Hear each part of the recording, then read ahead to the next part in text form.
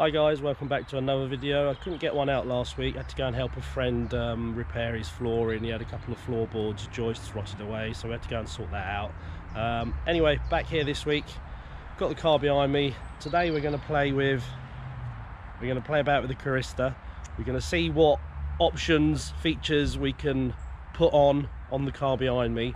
The ones I really want is the beep for the alarm and maybe the going home and coming to lights when you lock and unlock. But the main feature I want is the chirp, because the amount of times I'll lock the car, I'll walk away, and then I'll be thinking, wait, did I lock the car? Did I not lock the car? Couldn't remember, because it makes a very silent locking noise. And then I'd end up walking back to the car only to find that I have locked it or I haven't locked it. But with the chirp and the beep, it will eliminate that. So let's go and play with this. It's starting to rain, so I'm going to get in the car now, plug it in, see what features we got, and I'll show you how much it costs as well. A lot of YouTubers that show these products, obviously it's given to them by the people that develop and run these, and obviously they give them an open checkbook. They can play about it to their heart's content, but they don't tell you how much it costs. I will. Let's go. All right, so first thing you do is plug it in, and it's tucked in right down under there where you see the flashing, or not the flashing, but the red light. So that's on the driver's side, obviously right next to the gas pedal, up in the front. Plug it into the ODB port. It'll only go in one way, so you don't need to worry about whether you've fitted it in right. But here's the little plug. That way goes into the ODB port, which is just down there. And like I say, if you go and try and push it in and it doesn't fit, then you've obviously got it the wrong way. So just spin it around, and there you go. Once it's connected and it's in, you'll see the red light. Now obviously we've got the keys in the ignition. I'll just quickly show you the keys. I bought a new key fob. Very nice, very nice. Courtesy of Slow Boat from China. It's a carbon clip-on, or a carbon effect rather, should I say. And as you can see, I've already scratched it. I had this clipped on my belt when I was doing the brake calipers a couple of weeks ago in one of my previous videos, and somewhere or somehow I've scraped it and scratched it. But I actually really like it. It's nice, sturdy, feels chunky, and I think it was about £9. Took about 3.5 weeks to get here from China, but I think it sets it off really well, and I like a good chunky. And the flip still works as well, so great. Loving the carbon fibre, as you can see. Okay, right, where are we? Let's get back to it. So the Carista app, let me just see if we can get this on my phone. Got it under motoring. There it is. Well, it's just an update message. Okay, so what you have to do is, with the key in the ignition, the engine can be on, it doesn't need to be, but the ignition needs to be on. So we'll turn the ignition on. That comes alive. Let's just quiet that down for a second. Right, so now we are connected, and then what we'll do is, if you click on diagnose, let me just turn the fans off as well. If you click on diagnose, it'll go through. It says here, what does it say? Connecting to your ODB port. So obviously make sure you've got your Bluetooth on and that you've paired it already, and then it'll go through all known faults. While this is doing its thing, you might get beeps and flashes on the dash. It's common, it happens obviously while the plug is going through the car's computer system. It can beep and flash up and show some faults, so don't be alarmed by it. But here, so it's detected 7 faults, and it's got steering wheel, heating and convertible top, 1 on the sound system, and then whatever that is. So I'm assuming the steering wheel is because I recently replaced I changed the steering wheel with a rewrapped one. So I've done a video on that as well. I took my steering wheel off and popped this one on. So I'm guessing these two faults are probably from that.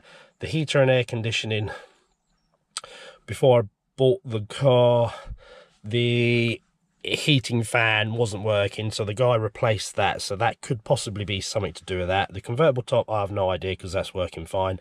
Sound system, again, got a new radio in there, so that could have been triggered by that, and I've got no idea what this is. Now obviously here it says show code, so it's not showing the codes because at the moment I've got no active subscription with this. I bought this when I had a previous car and I wanted to turn a few features on, and then since then my subscription's run out and I haven't renewed it, obviously, until then. We bought this car a month, 2 months ago, so now I want to renew my subscription so I can obviously keep on top of it all and up to date. So if you click on show code, what it will show you here is the fees and how much it will cost you. So we come in a little bit, you can maybe get a better idea. I'll just tweak the camera a second.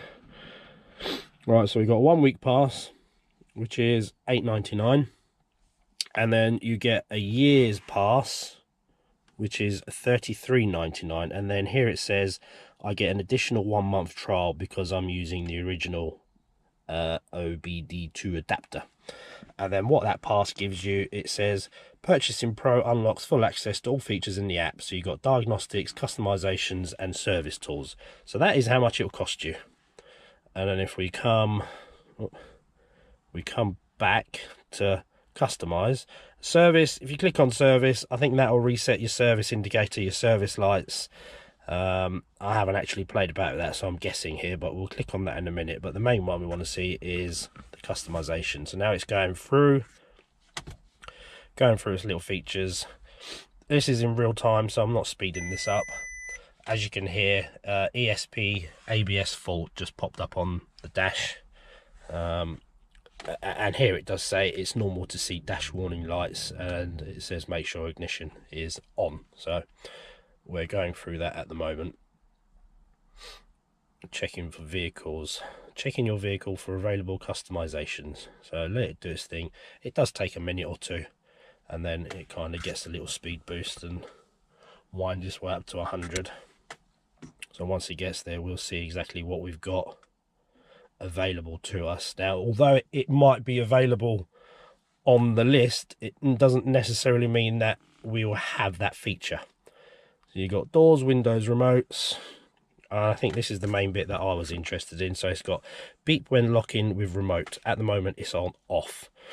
Beep when unlocking with remote. Again, at the moment it's off. And then you've got blink turn signals, so blink the indicators, which it does when locking on and unlocking. And then you've also got when you lock and unlock with the key, you can also get it to beep as well. And then beep when alarm is armed, etc, etc. So there is a ton of features.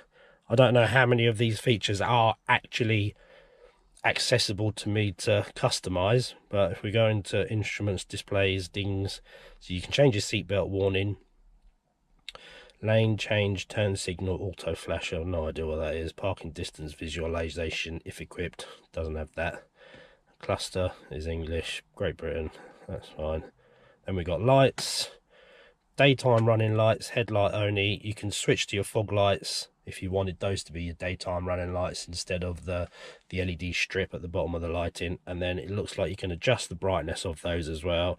Adjust the brightness, rear brake lights as a parking light brightness. When you've got the lights on, you can adjust. It says here you can, but whether you actually physically can or not, I've no idea. And then here we go, coming home lights, leaving home lights. So that's when you lock and unlock, whether your lights come on if you're in a dark place in front of your drive, in a road, and you want your lights to come on when you lock or unlock. That's the feature, and hopefully that will work, but we will enable those. And then what we got, cornering lights, I guess they will come on when you turn the steering wheel or when you indicate your fogs, depending on which way you're going, left or right. That will access those. and then flash brake lights in emergency stopping. So if you're hard on the brake pedal, the rear lights will flash, giving a visual hazard warning to the guy behind you. So I will also pop that on as well. And then I'll need to find someone to stamp on the rear brakes for me to see if it actually flashes. But so that's the features that I was interested in, and don't know what is hiding in other. Torque steering compensation, don't want to mess about with that. Additional tear wipe for rear window. Well, we haven't got rear wiper or rear window, so forget that. Auto enable rear wipers, forget that. Additional tear wipe after windshield washer use. Okay, that one's interesting. So when you do, if I show you, when you do that, your wipers go up, and then they'll settle, and then they'll go up again. Well, they should go up again, but no, it's not. It's showing me up. But you get another wipe, and it's a pain in the arse, because those couple of wipes is enough to clean your windscreen, give it nice streak free, and then a few seconds later you get that secondary solitary wipe, goes up and down, and then it leaves smears, or it leaves a bit of standing residue water, and it's annoying as heck. So I'm assuming that is for that, and I will also enable that as well because it annoys the hell out of me. So right, what we will need to do is, I think we just set it.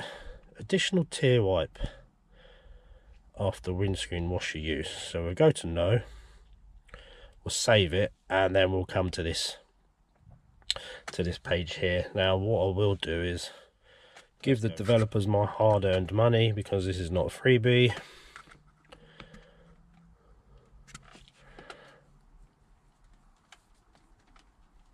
And then, okay, so now it has done it. Where are we? Additional tear wipe after windshield washer use is now off. Let's now go back to lights. Forget the fog lights. I don't want those. I want coming home. Save. Leaving home lights. Save those as well. And then, what else have we got in here? Let's just have a quick look. Oh, there we go. Flash brake lights in emergency.